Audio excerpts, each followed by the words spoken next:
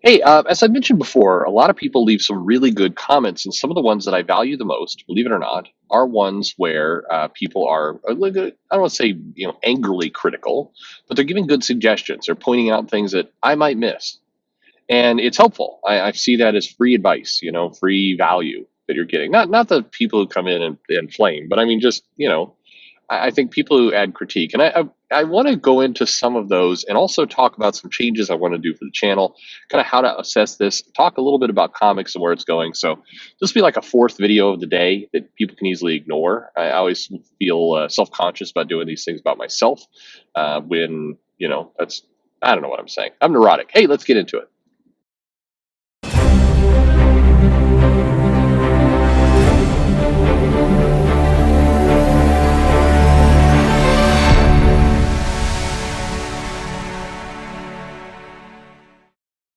Hey, everybody, this is Perch.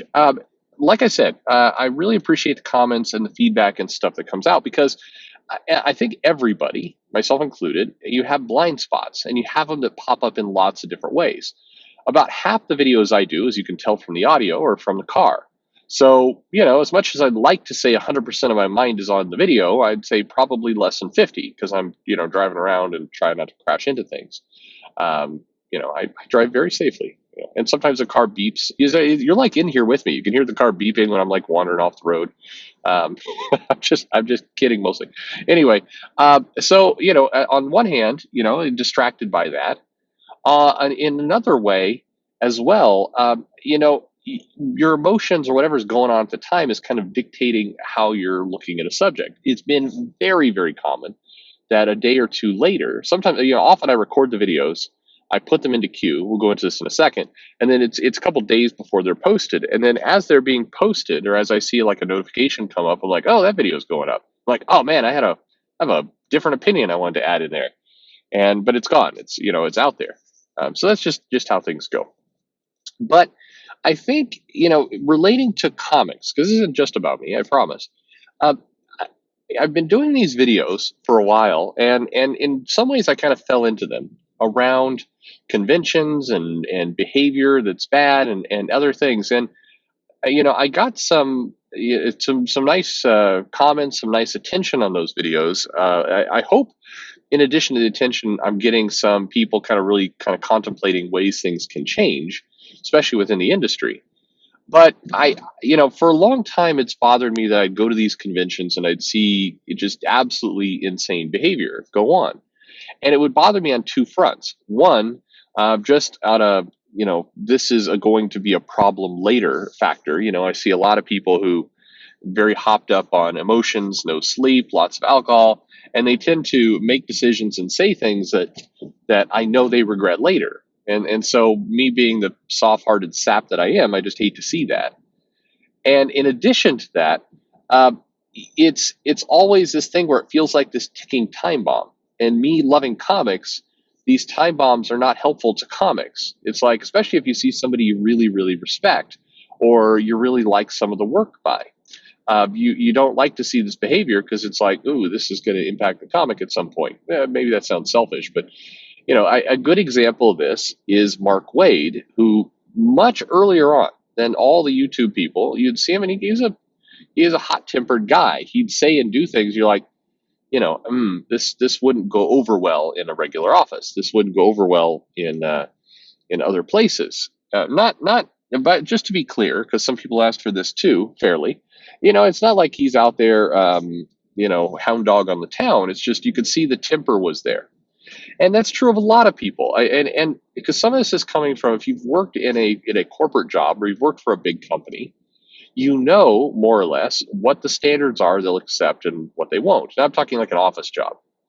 If you get the various both sexual harassment training, sensitivity training, all this kind of stuff, you get these classes, and you can kind of tell the personality types that are going to work and not work. And you've had the probably situation where some coworker is like, oh man, he woke up on the wrong side of the bed today, guy's a bear, and then there's problems. Or have you ever worked in an office, and again, big company where there's liability and lawsuits, and this, not like a tiny company where shenanigans go on all the time, but a big company. And some guy like picks up, there's a guy who picked up a chair, just threw it at the window. And it was a hilarious moment for on many, one, I mean, well, not hilarious, but hilarious in afterthought, because the chair didn't go through the window.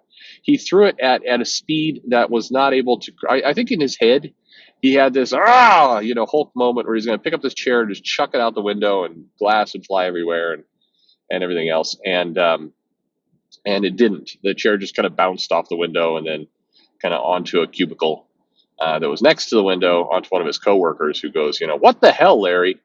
And just, I don't know why, in my head the whole thing is just hilarious now. Now, it wasn't. The guy got fired, and Larry was pissed. Or yeah, everything about it, was bad for the people involved. But thinking about it now is like, it would be a meme right there.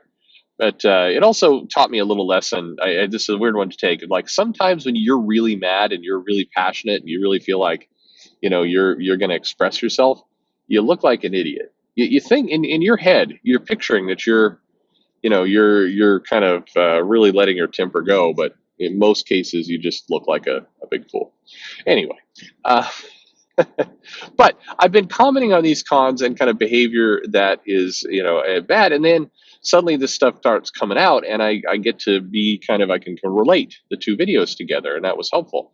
But I have a bit of a quandary, and some people in the comments have pointed this out. Is there's some other people out there who've done similar things. Now, here's where I'm stuck. I don't think it's appropriate to name names. I'm not in the well. So this is really a question for all of you. So if I was in these companies, if I worked for them, and there's an HR department, I saw something that was, well, okay. Let me actually back up a second.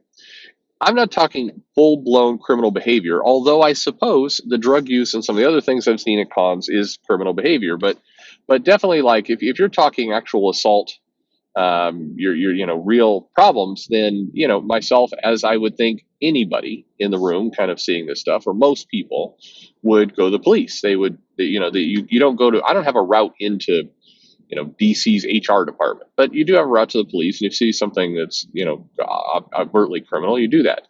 I'm not the kind of guy who's going to call the cops on drug use. I'm just not. I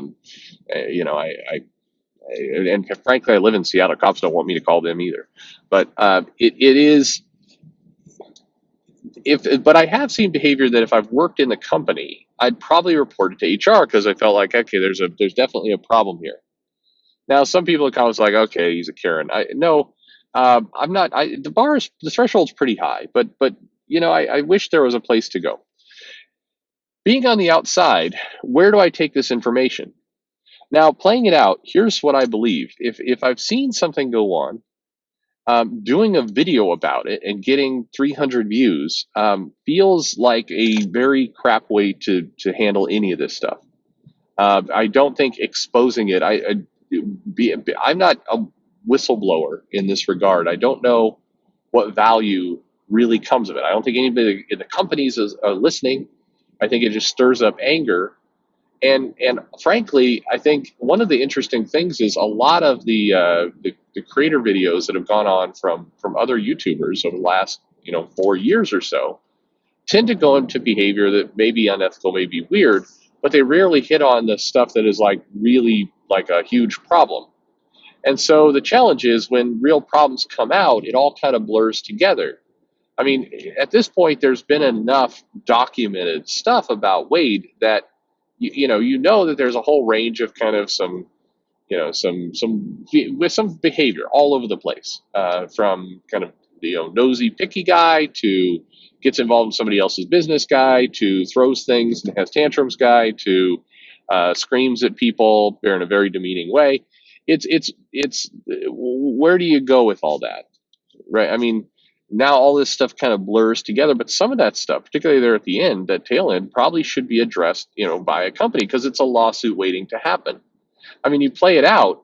If you are somebody who works in comics, and you go to places with other people who works in comics, maybe a convention, maybe a meeting, whatever else, maybe you have too much to drink, maybe it's just hardwired into you, and you turn to one of your fellow coworkers and you just start screaming obscenities in their face, spitting at them. In most companies, that gets you fired. Or you get one. You don't get two. That would definitely be a talking to. It would definitely be a you're out. And In comics, that just kind of gets tolerated. Why? Nobody knows. So I don't want to be part of the problem here, just tolerating it. But on the other hand, what do you do with this stuff? And so it comes down to some questions I've had. I mentioned also that I expect there to be more scandals. Now, this isn't a bold kind of, aha, I'm in the no prediction. It is just observation. We've had them continuously for a while, very small amount of people. Some of the scandals that have come out have been very tepid, I would say, some bigger than others.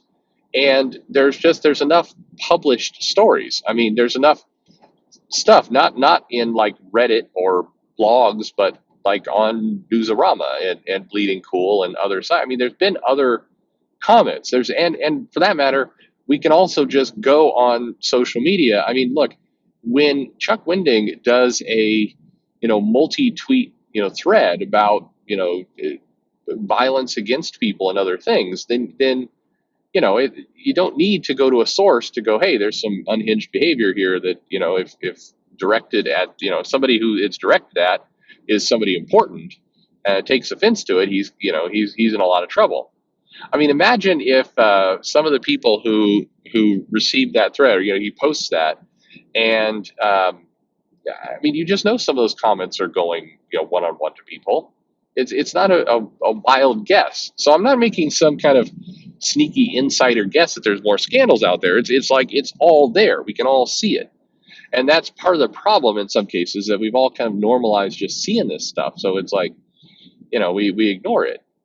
Um, but at the and then also I can make some guesses. Now I mentioned in the other thing one of the other videos that some creators have kind of deleted their Twitter accounts or cleared all their stuff out. Now sometimes they do this for well stated reasons. I think Sean Gordon Murphy said, "Hey, this is." I'm not paraphrasing his words, but it's like I don't need this right now, and it's a distraction, or I don't remember exactly what he said in his statement, but just basically that he's got things to do, and he does have things to do, and so it doesn't feel nefarious. He comes out with what he's doing, all fine. I know some other people. I think God, here's what I'm trying to remember names. There's some other people in practice. I think Brett Booth's wife has a policy, which is a smart one, of deleting tweets. That she'll post and then she'll delete. She'll like clean her history, not because again she's trying to hide something, but because there's just you're cleaning up after yourself. I think that's very, very smart. And by the way, that advice has been given at parts of Apple, the Apple computer company, where they've talked to their executives and they've said, hey, we want to use a filter or a bot or a robot basically that's going to go through here and wipe tweets after 72 hours. And they do it for pragmatic reasons. Times change and people might take offense to things that are completely innocuous at the time, but they forget that during that time it made sense. Or, see, I got too close to the curb. The car beeped at me. Anyway, or tech is changing so fast, we don't want you guys to look antiquated in what you're posting. So it's like public policy. I think you're going to see a lot more in that. So it's smart. On the other end, I think where I start to notice that hey, a problem may be brewing, and I'm not trying to poke the bear or anything, but it's like somebody who has a very active Twitter account, posts a lot of different things all over the place, has no fear about posting kind of crazy rants at different times. And then suddenly they lock their Twitter account, just completely lock it. And then it disappears entirely. That's a little bit more, that's a little bit more suspicious of that something may be going on. So you look at that and you go, well, maybe there's trouble brewing. I don't know, maybe not. Maybe the person just got bored of Twitter. So unfortunately, if I came out and said, hey, Tom King did this, he locked his Twitter account and he deleted all his tweets, I think something is up. Then everybody's mind is going to go to kind of the harassment. They're going to go to the standard things that we've been seeing over the past couple of weeks, but it might not be. It may be anything.